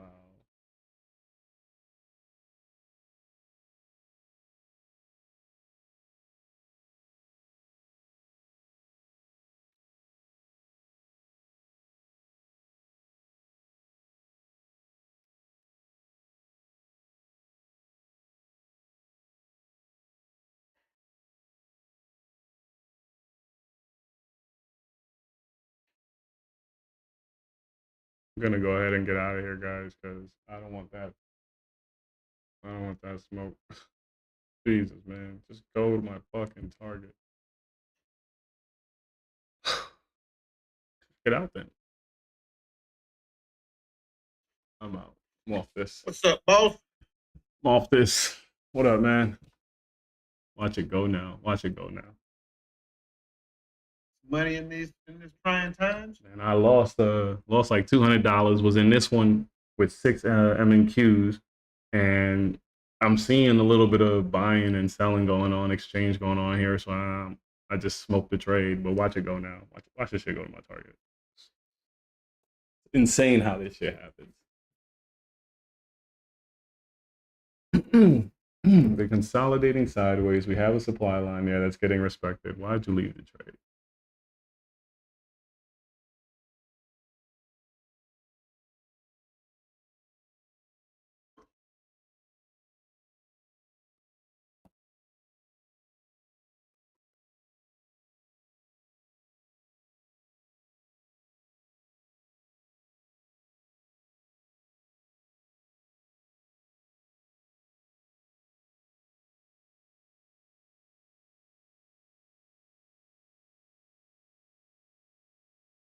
What we're doing is moving sideways. Looks like Everything tanked.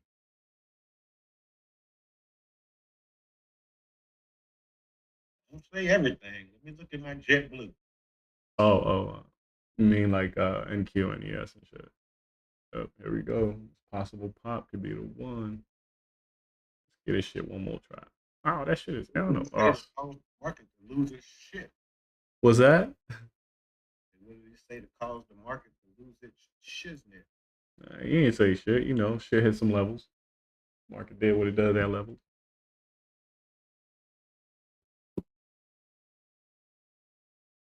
Give me my fucking drop.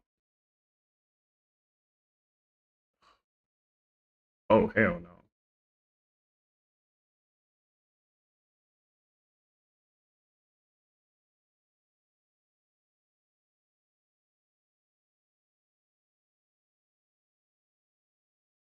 My bad, y'all. Trying to see what the hell's going to happen. It's 94,000 sellers right now, bro. Just give the man his move. Oh no.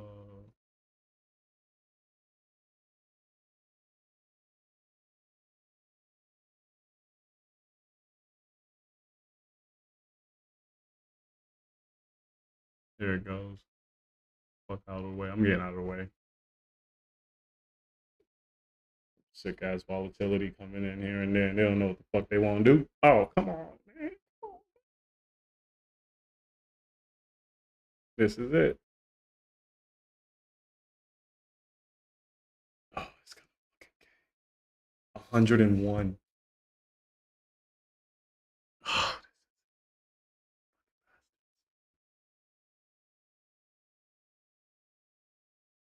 Do I try again? Ooh, ooh, ooh, ooh. Yo, that demand down there is about to go crazy.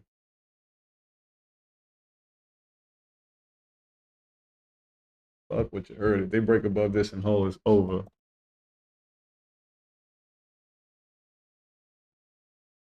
You've been using the TQ any? Nope. Dollar sign? Yeah. Nope. I'm keeping it simple, fresh.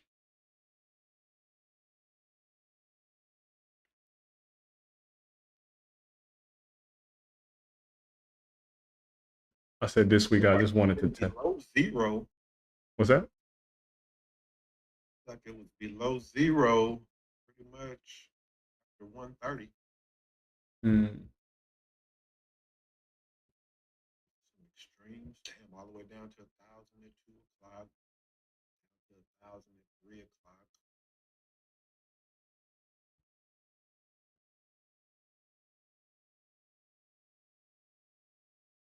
They trying to trap people in this little zone right here.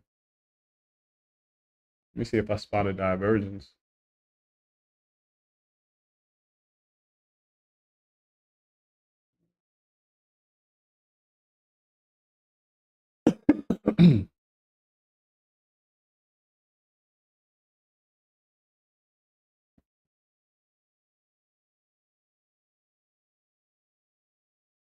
Be above the what you call it. The 200. on tick chart. Well, at least on what you call it, MMQs. And then it fades. No, don't give me a heart attack now.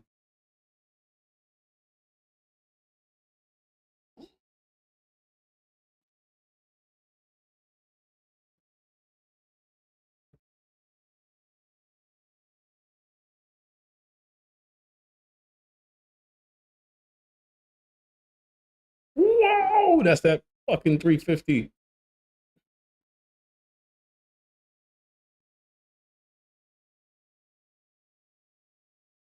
Oh shit, 350 about to kill people right here. 10 minutes of craziness. Yeah.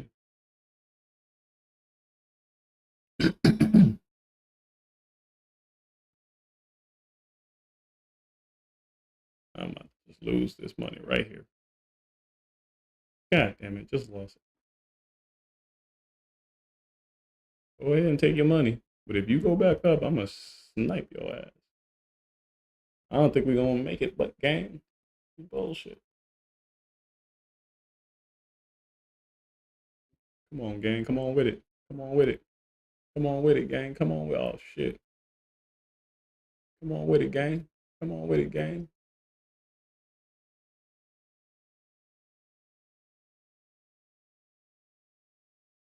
Damn. Shit, I should have a button that automatically puts me at like break even.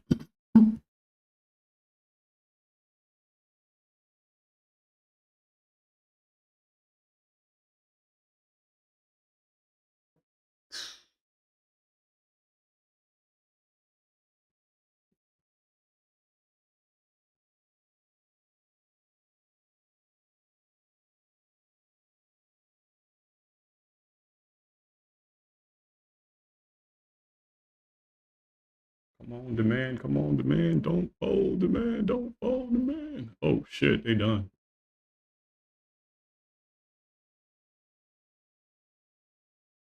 Did that man dirty. And ran stops.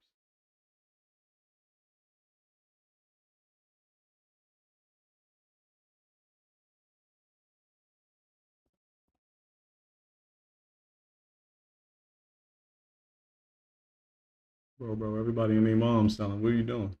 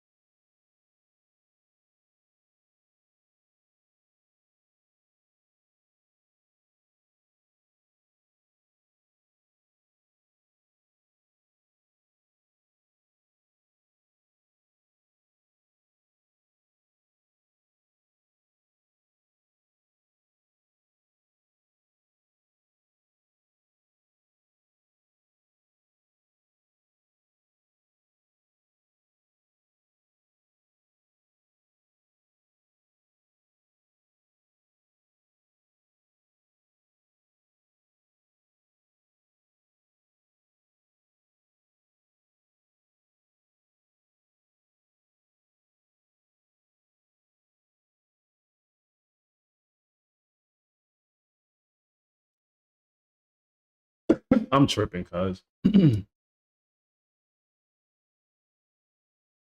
to catch the bounce, man. In this market. Let me see if I could catch it right here. Don't just tag me now. Oh shit, that should tag me and ran down.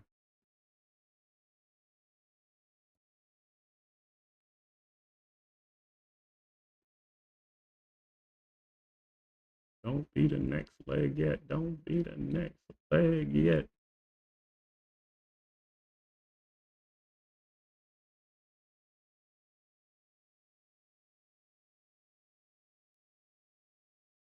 Shit. No, I didn't want to do that.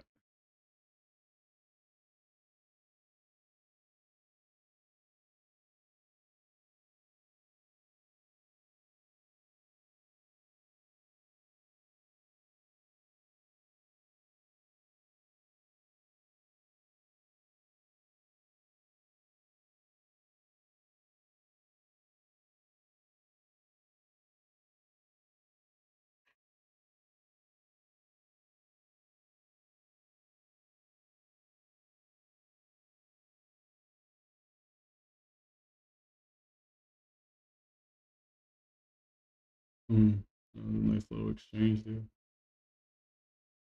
55 about to be crazy.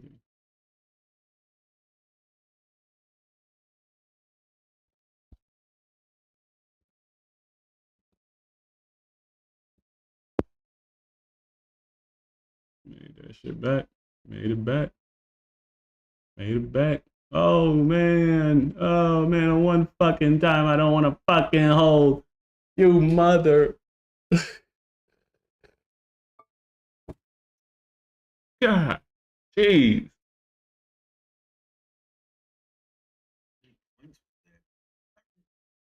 Bro, the one time I don't hold, doggy. Oh. It's about to keep going too. Watch. They ran stops. They got too much. They got overhead supply. Okay. Okay, OJ.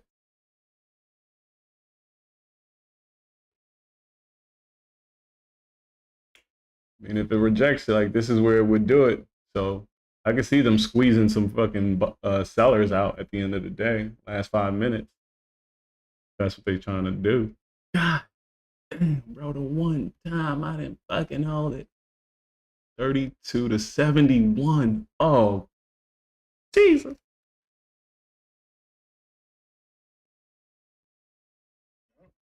Got through that level. Yeah, I got big area. 28. I don't even want to touch this shit no more. I can make my money back. Fuck these people.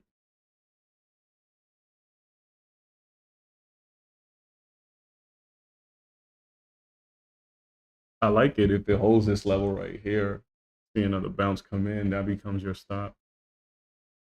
Probably gonna happen too quickly. Boom. First close, first close.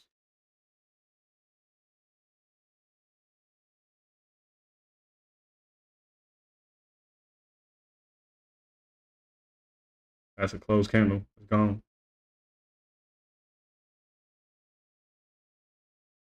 Oh.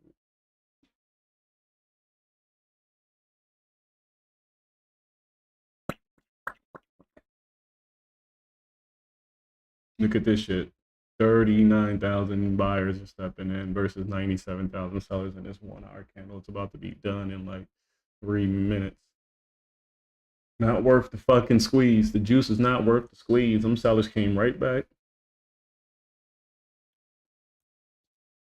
Well, guys, we had Power Hour. We had Powell.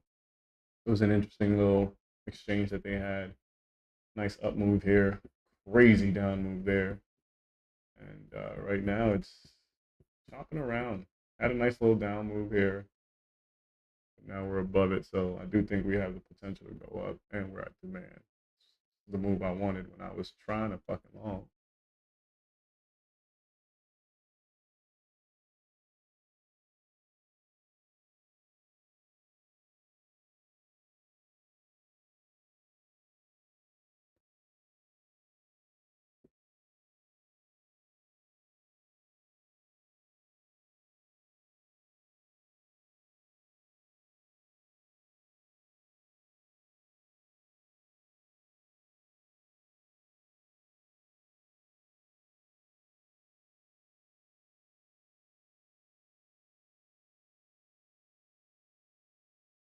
Ooh.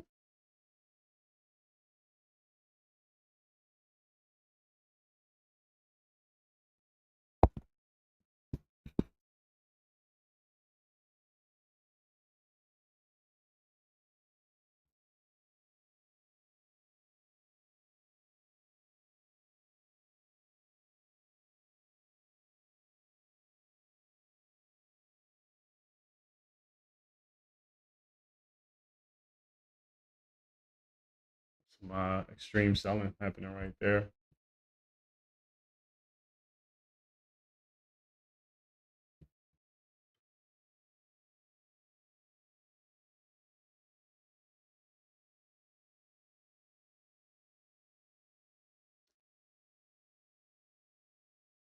Just go short. Nuked. Fucking A, man. This market is wicked the last 5 to 10 minutes.